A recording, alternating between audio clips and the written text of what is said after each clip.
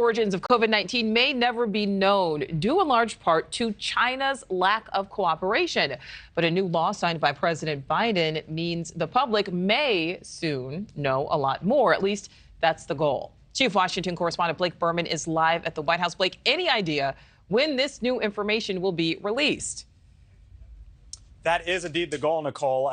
Keep in mind here that the declassification and then the coinciding report to Congress has to happen at some point between now and the next 90 days. So earlier today, during the White House press briefing, I asked the National Security Council spokesman John Kirby when the public could expect to see the information. He wasn't yet ready to provide a tighter time frame, noting that the president signed the bill just yesterday.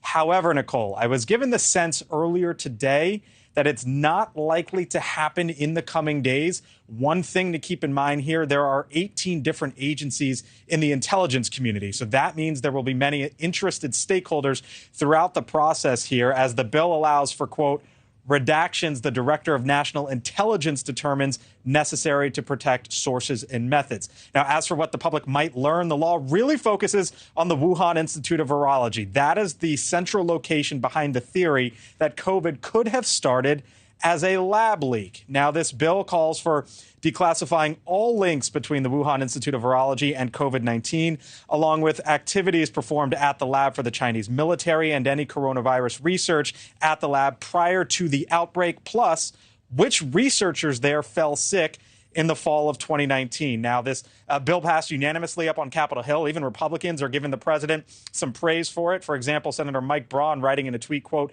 President Biden made the right choice to sign Senator Hawley's and my COVID Origins Act to declassify intel about the Wuhan lab and the origins of COVID. The American people deserve more than spin and the narrative. He goes on to say they deserve the facts, and now more are on the way. Nicole? All right, so Blake, is the White House saying anything else about this declassification?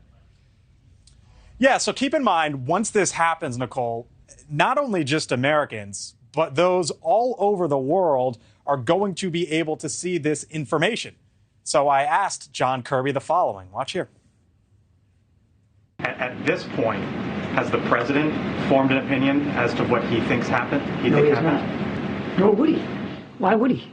He wouldn't form an opinion before he has access to, more and more intelligence about what happened. I'll tell you what he has formed an opinion on, and that is that it's important that we get to the roots of it so that we can prevent another pandemic.